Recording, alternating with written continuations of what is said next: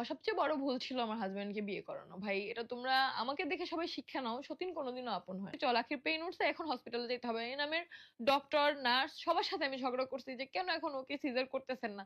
তারা একটা কথাই বলতেছে যে এই রক্ত না হলে সিজার করতে পারবো না। কারণ আখির রক্ত নাকি নাই। অথচ ওর শুরু থেকে আমরা জানি ওর রক্ত খুব ভালো। আমার রক্ত শূন্যতা ছিল, বাট যখন ওর প্রেগন্যান্সি টেস্ট মানে চেক আপ চলছে তখন বলছে ওর রক্ত ভালো। তো আমি যখন এটা শুনতে পারি যে রক্ত নাই, ও কষ্ট পাচ্ছে, ওর পেইন উঠে গেছে, আমি হসপিটালে ওইখানে যাওয়ার পরে এত মানুষের কাছে রক্ত চাই, তখন রাত 2টার বেশি বাজে, কাউকে পাই না ফোনে। কত ব্লাড গ্রুপে হচ্ছে পোস্ট দিছি, আমাদের ফেসবুকে পোস্ট দিছি, পেজে পোস্ট দিছি। হসপিটালে কান্না করতে করতে একসময় চিল্লায় চিল্লায় আমি বসে পড়ছি। আলিশাকে যে কোলে নেয়, ভালোবেসে কোলে নেয়। এটা যদি আমি বুঝতাম রিয়া এটা নিয়েও খোঁটা দিবে, আমি রিয়াকে বলতাম তুই আলিশাকে ধরবি না। আমি তো দেখতাম যে ও খালা হিসেবে ভালোবাসতেছে, কখনো তো বুঝি নাই যে এইগুলো নিয়েও খোঁটা দিবে। হ্যালো এভরিওয়ান, আসসালামু আলাইকুম, welcome back to my new video. আজকে আমি তোমাদের সাথে কিছু কথা শেয়ার করব, যেটা বিষয় নিয়ে আমি কথা বলতে চাইনি, বাট আমি দেখলাম অনেক মিথ্যা ছড়াছড়ি হচ্ছে। আমার আমার ভালোবাসার মানুষের অভাব নাই, তারা সবাই আমাকে বলতেছে আপু তুমি কেন ক্লিয়ার করতেছো না, তুমি তো এত কিছু করছো এই 2 বছরে সবার জন্য, তো তুমি কেন সত্যটা সামনে আনতেছো না। আজকে আমি একদম শুরু থেকে সবকিছু বলবো। আখি আসার আমাদের জীবনে সেই শুরু থেকে শেষ পর্যন্ত কি কি ঘটছে সবকিছু। অনেক একতরফা কথা শুনলে তো হয় না, আমি তো এখনো কিছু বলিই নাই। আচ্ছা যাই হোক, জাস্ট কিছু কিছু ঘটনা আমি লাইভে বলছিলাম, পুরোটা কিন্তু আমি বলিনি। সো আজকে সবকিছু তোমরা জানতে পারবা। তো আমি তোমাদেরকে শুরুতে বলি যে যখন হচ্ছে আমি আমার হাজবেন্ডকে বিয়ে করাইতে চাই, তখন আখির সাথে আমার কথা হয়। আখি এভাবে ওকে প্রেজেন্ট করে যে ওর ওর প্রিভিয়াস লাইফের ভিডিওতেই আছে যে ওর জীবনে কত কষ্ট, ওর ফ্যামিলি ওকে খোটা দিচ্ছে, ওর বোন ওকে খোটা দিচ্ছে, ও ডিভোর্সি, ও গার্মেন্টসে চাকরি করতেছে, অনেক অসহায়। ও আমাদের সাথে এসে ভালো থাকতে চায়। ওকে ফাইন, দেখা করলাম। দেখা করার পরে ওই দিনের কথা বললাম যে ঠিক আছে তাহলে ওই দিনই বিয়ে। যেহেতু আহাদ বলছে আমার কোনো সমস্যা নেই, ডিভোর্স তো হয়ে গেছে তোমার, আর হচ্ছে আমি তো আগে থেকে হচ্ছে কথা সবকিছু বলে রাখছি। পরে ওই দিন বিয়ে হয়, কিন্তু সে যেভাবে বলে জোর করে, ভাই তার বয়স 25 বছর, সে আমার থেকে 7 মাসের বড়। সো 25 বছরের একটা মেয়েকে কখনো জোর করে বিয়ে করা যায় না, আমি যেটা মনে করি। তো ওটা সম্পূর্ণ সে মিথ্যা কথা বলছে।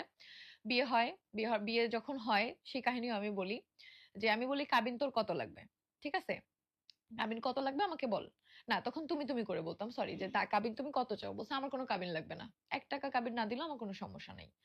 তো এরপরে হচ্ছে কাজী বলে যে না কাবিন ছাড়া বিয়ে হয় না। পরে তারাই তাদের তরফ থেকে 1 লাখ টাকা কাবিন, 50,000 টাকা উসুল, এটা তাদের তরফ থেকে তারা লিখে দিছে যে উসুল লিখতে হয়। আমার এগুলো নিয়ে কোনো সমস্যা ছিল না, 10 লাখ টাকার কাবিন লিখলেও সমস্যা ছিল না। কারণ আমি বলছি যে তুমি কত কাবিন চাও এটা তুমি বলো, সম্পূর্ণ তোমার ব্যাপার এটা। আর ওই বিয়েতে কিন্তু আমার সিগনেচারও আছে, বড় বউ হিসাবে, সাক্ষী হিসাবে। সেখানে এটা বলছে যে বিয়ে নাকি আমি করাইনি। যাই হোক, তো এই পয়েন্ট ক্লিয়ার। বিয়ে কিভাবে হলো, তারপরে বাসায় গেলাম। তারপরে পার্সোনাল টপিকের কথা আমি না বলি, কাউকে ছোট করে আমি কথা বলবো না, যা যা ঘটছে আমাদের লাইফে আমি সেগুলোই কথা বলবো। 2-3 দিন পরে আখি হচ্ছে আহাদের সাথে খুব রুড বিহেভ করে। কেন? স্মোক করার জন্য। আহাদের অনেক বেশি চিল্লাচ্ছে। আমি ঘুম থেকে উঠে শুনতেছি যে এত পরিমাণ চিল্লাচিল্লি চলতেছে। আহাদের সাথে এরকম চিল্লাইতেছে, আমার লাইফে কোনোদিন আমি আহাদের সাথে এভাবে চিল্লাই নাই। আর ও 2 দিন হয়েছে বিয়ে হয়েছে, ও আমার হাজবেন্ডের সাথে এভাবে চিল্লাচ্ছে, তাও কি নিয়ে? স্মোক করা নিয়ে। আজব একটা মানুষ। দেখো, অনেকের পরিবারে আছে যে কারো বাবা স্মোক করে, এটা একটা অভ্যাস, এটা ভালোবেসে তারপরে ছাড়াইতে হয়। কাউকে সম্ভব না জোর করে তুমি তার কোনো বদ অভ্যাস তুমি নষ্ট করবা বা বন্ধ করবা। ও যেই পরিমাণ স্মোক করতো আমার সাথে বিয়ের সময়, যেটা আস্তে আস্তে আস্তে আস্তে আমি কমাই আনছি, এখন কিন্তু ও টোটালি স্মোক করে না। এখন দেখো যে ভিডিওর মধ্যে ও ভেপিং করে। যাই হোক, তো স্মোক করা কখনোই ভালো না, এটা আমি কখনোই সাপোর্টে নাই। যার জন্য আমি কিন্তু আমার হাজবেন্ডেরটাও বন্ধ করছি। তো অনেক চিল্লায়, মানে তুই তুকারি পুরা, মানে গালিগালাজ, সেই গালিগুলো এখন আমি ভিডিওতে ইউজ করতে পারবো না। পরে আমি বলতেছি কি হয়েছে, পরে বলে যে এই সিগারেটের গন্ধ আমার ভালো লাগে না, হ্যান ত্যান এটা সেটা। আচ্ছা ঠিক আছে, আমি বলছি ঠিক আছে, যেহেতু ভালো লাগে না তুমি বারান্দায় খাও, আস্তে আস্তে কমায় ফেলো, আর এটা তো মানে খারাপ, জিনিসটা তো আর ভালো না। পরে আমি আখিকে বললাম যে দেখ, যে কোনো কিছু বলতে হলে ছেলে মানুষকে ঠান্ডা মাথায় বলতে হয়। এভাবে উচ্চস্বরে কথা বলে ছেলেদের জেদ বাড়ে। ও বাসায় খাবে না, বাইরে যায় 101টা খাবে। তুই তখন ফিরাইতে পারবি? বলে আমার ফিরানোর কিছু নাই, আমার সামনে না খাইলে হয়েছে, ও খাক মরুক। তখন না আমার এই জিনিসটা খুবই লাগছে যে একটা হাজবেন্ডের প্রতি যদি মায়া ভালোবাসা না হয়, আহ তখনই মানুষ এই কথা বলতে পারে। তারপর আবার বলি যে 2-3 দিনের মধ্যে আর কিসের মায়া হবে, ওদের তো আর প্রেমের বিয়ে না। পরে ওকেও বুঝাই, ওকেও বুঝাই, ঠিক আছে। এর প্রায় হচ্ছে আরো 3-4 দিন পরে হঠাৎ করে আখি বাসায় নেই। সে বাসা থেকে গায়েব। কি নিয়ে? উপরে ছাদে যাই, আমরা ছাদে যেয়ে ছবি তুলি। তখন আমরা প্রায় ছাদে ভিডিও বানাইতাম, তোমরা সবাই সেই ভিডিওগুলো দেখছো যে একটা বাসায় আমরা ছাদে প্রচুর কনটেন্ট বানাইতাম। মানুষ রাস্তায় দেখা হলে বলতো, "এই আপু তোমরা এরা না ছাদে ভ্লগ বানাইতা?" তো ছাদে ছবি তুলি। আয়েশা নিয়া বলতেছে যে ও নিজেই কিন্তু আখি সবসময় ছবি তুলতে চায় না। আ আমার সাথে মনে হয় ৫ টা ছবি আর ওর সাথে মনে হয় ৪ টা। এটা নিয়ে ঝগড়া করতেছে আহাদের সাথে। হ্যাঁ, ওর সাথেই তুমি বেশি ছবি তুলছো। আমি বলছি যে জেনে শুনে আমাকে দেখে আইসা তারপরে এগুলো করতেছে। মানে আমি না বুঝতেছি না তখন ওকে যে আমি কি এত বড় ভুল করলাম? এরকম একটা মেয়েকে আমি আমার সংসারে আনলাম যে আয়েশা নিয়ে এখন আমাকেই সহ্য করতে পারতেছে না। পরে বাসা থেকে নাই। বাসা থেকে নাই। আমি বের হয়ে গেছি। আমি আর রাহাত খুঁজতে বাসা ওইভাবে খুলে। তখন আমি 11 Pro Max চালাই।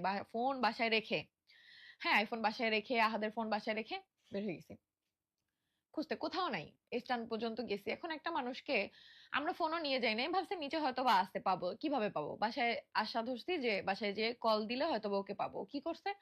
আমাদের ওই বিল্ডিং এর ৫ তলায় একটা খালি ফ্ল্যাট ছিল। ওইটা হচ্ছে তোমার সোসাইটির বাসায়। ওই ৫ তলা মনে হয় এখনো খালি। উনি উনার ফ্ল্যাট খালিই রাখছে। মানে কাজ কমপ্লিট করেনি। ওইখানেও বারান্দায় দাঁড়ানো আমি ওকে দেখছি। দেখে আমার এত রাগ লাগছে যে একটা মানুষ কিভাবে এরকম করতে পারে? এই দুপুরবেলা, ভর দুপুরবেলা তখন লিফট নষ্ট। আমরা ৯ তলায় থাকি। সেখান থেকে হেঁটে, হেঁটে তারপর আমরা নামছি, আবার আসছি।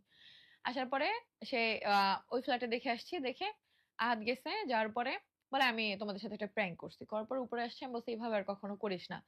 মানুষের তো টেনশন হয়। তারপরে তোর একটা বিপদ হইতে পারে বা কিছু তোর ফ্যামিলি এখন কিছুই জানে না। তারা রাজি না। তোকে মাইনা নেয় নাই বা আমাদের কাছে আসছে সব দায়িত্ব আমাদের। তো আমাদের তো একটা টেনশন হয়।" এরপর বলে, "না আর কখনো করব না।" ওটাও দুষ্টুমি করছে। তো এরপরে আমরা ঘুরতে যাই। বেশ কয়েকদিন আমাদের খুব সুন্দর সম্পর্ক। একদম যেভাবে আমাদের সংসার প্রতিনিয়ত চলতেছে। এরপর একদিন হঠাৎ করে তোমাদের ভাইয়া হচ্ছে ছাদে যায়। ও হচ্ছে প্রায় কি ছাদে যাইতো। বলতো কি সামি আর ইরফান হচ্ছে ওর বেস্ট ফ্রেন্ড। ওদের সাথে অনেক কিছু শেয়ার করে। ছাদে গেছে, আমি হচ্ছে তখন ভিডিও এডিটিং করতেছি। তখন তো আর কেউ নাই। আমি তখন হচ্ছে ইরফান আসছে, ওরে আমি এডিটিং শিখাচ্ছি। আর আমি এডিটিং করতেছি। তারপরে বলতেছে যে মানে যায়া তোমাদের ভাইয়া দেখতেছে কি যে ও স্মোক করতেছে। সামি আর ইরফানের সাথে। তো দেখার সাথে, সাথে তো তোমাদের ভাইয়া ওখান থেকে মানে রাগে জিদে ওদের ৩ জনের উপরে নিচে চলে আসছে। সাথে, সাথে আঁখি আসছে।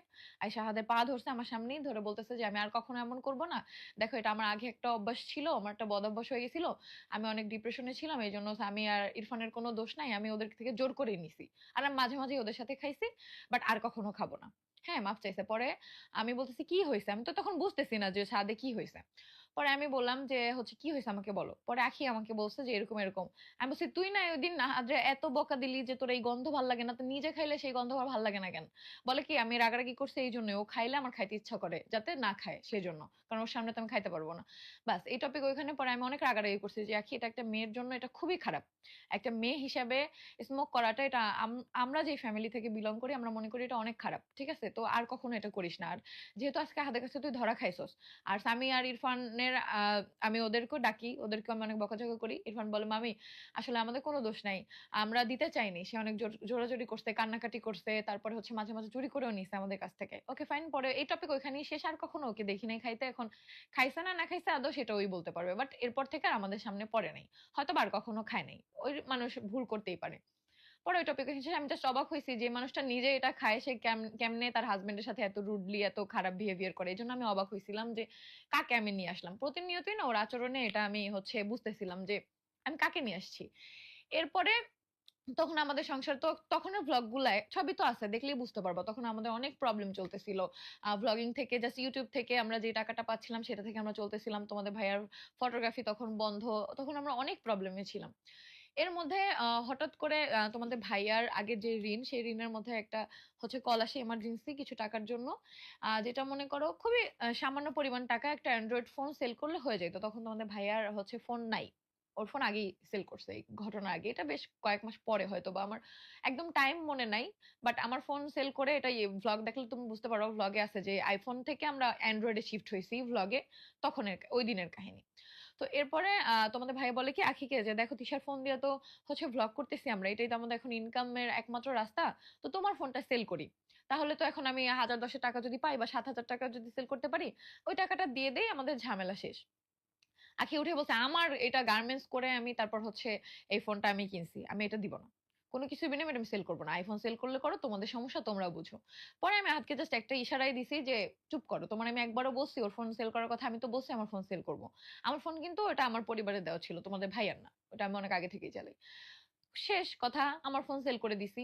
তারপরে কি করছি? আমার ফোন সেল করে আমি তোমাদের ভাই ওখান থেকে টাকা রেখে, যেহেতু এটা আইফোন, এটা তো একটা ভালো দামে আমরা সেল করতে পারছি।